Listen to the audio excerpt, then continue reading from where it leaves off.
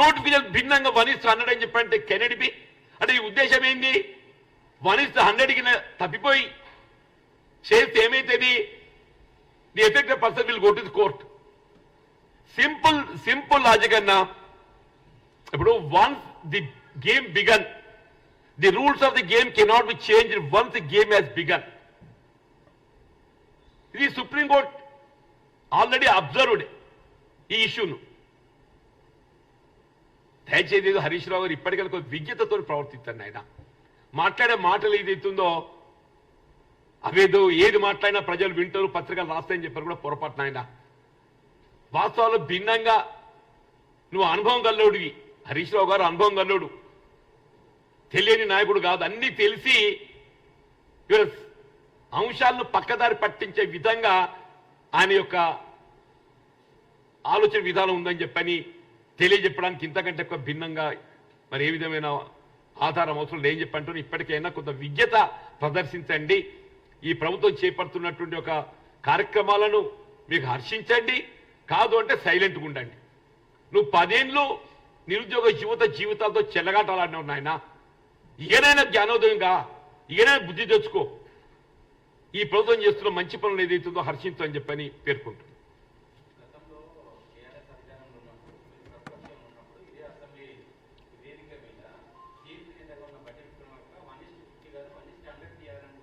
Might have been suggestion.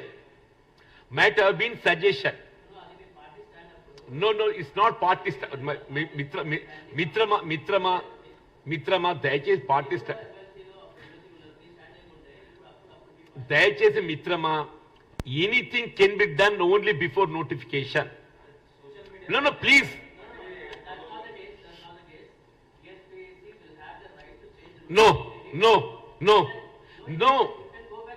No, sir, no.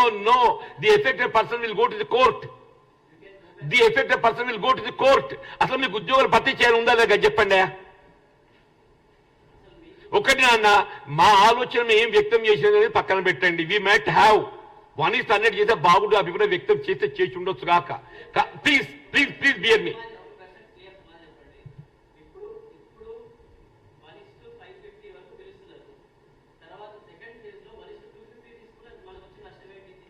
అరే notification భిన్నంగా పోరాదు సార్. కాదు సార్, నోటిఫికేషన్ భిన్నంగా పోరాదు. మీరు దయచేసి గమనించండి, నోటిఫికేషన్ భిన్నంగా పోరాదు. వన్స్ నోటిఫికేషన్ ఈజ్ ఇష్యూడ్,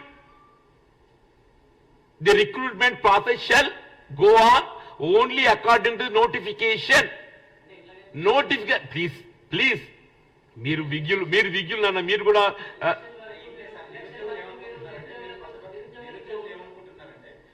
నిరుద్యోగులు హర్షిస్తున్నారు. నిరుద్యోగులు ఏమనుకుంటలేరు. కాదనంటే మీరు నోటిఫికేషన్ చూసినట్టు లేదా? నిరుద్యోగులు చూసినట్టు లేదా? నేను that's why I give the details. ఏ రాష్ట్రంలో ఏ విధంగా ఉందని చెప్తున్నాను నేను. ఏ రాష్ట్రంలో ఏ విధంగా ఉన్నది అనేది కాదు.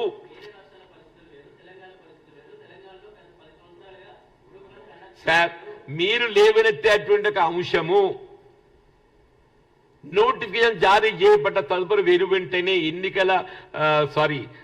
ఎగ్జామినేషన్ ప్రక్రియ ఆరంభం కాకముందు మీరు రిప్రజెంట్ చేసి ఉన్నట్టయితే మాడిఫై చేసే అవకాశం ఉంటుండే కావచ్చు. ఎగ్జామినేషన్ ప్రక్రియ పూర్తి చేయబడ్డ తదుపరి ఇవాళ దాన్ని మార్పుడు చేయడము అని చెప్పంటే సెలక్షన్ ప్రాసెస్ ను నిలిపివేయటమే.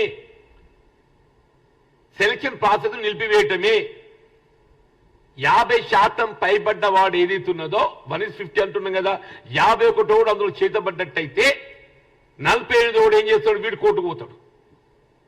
ఏమని పోతాడు? నోటిఫికేషన్లు ఏదైతుందో 1:50 మాత్రం పిలుస్తామని చెప్పి అన్నారు. అటువంటి ఏదైతుందో 51 పిలిచిండ్రు. Is affecting my selection process in the mains అని చెప్పని వీడు 48 కోర్టుకు పోతే ఆటోమేటిక్గా కోర్టు అంటది, how can you go beyond deviating the notification అని చెప్పంటే what will happen? The whole selection process would be state. ఆ మాత్రంగా హరీష్ రావు గారికి ఆలోచన లేకుంటే ఎట్లనే అను ఏదంటదంటే ఎట్లా?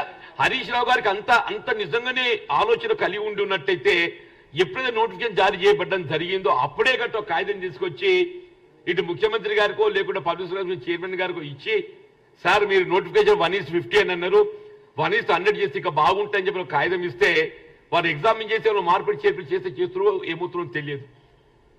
అంత అయిపోయినాక ఎగ్జామినేషన్ అయిపోయినాక నువ్వు 1:50కే చేస్తున్నావు 1:100 ఎందుకు చేయొద్దు అని అంటే ఇంకోటి 1:50 ఎందుకు చేయొద్దు అంటాడు. ఎట్లా సార్? Thank you.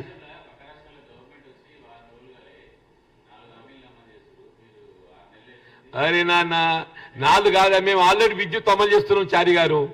మేము ఆల్రెడీ విద్యుత్ ఏదైతుందో 200 యూనిట్లకు ఉచిత విద్యుత్ ఇస్తున్నాము. ఆర్టీసీలో ఉచిత రవాణా సౌకర్యం కల్పిస్తున్నాము. గ్యాస్ సిలిండర్ 500 రూపాయలకే కల్పిస్తున్నాము. రాజీవ్ ఆరోగ్యశ్రీ 10 లక్షల రూపాయల వరకు ఏదైతుందో మేము ఉచిత వైద్య సదుపాయం అందింపజేస్తున్నాము. అది కూడా ఇస్తాము.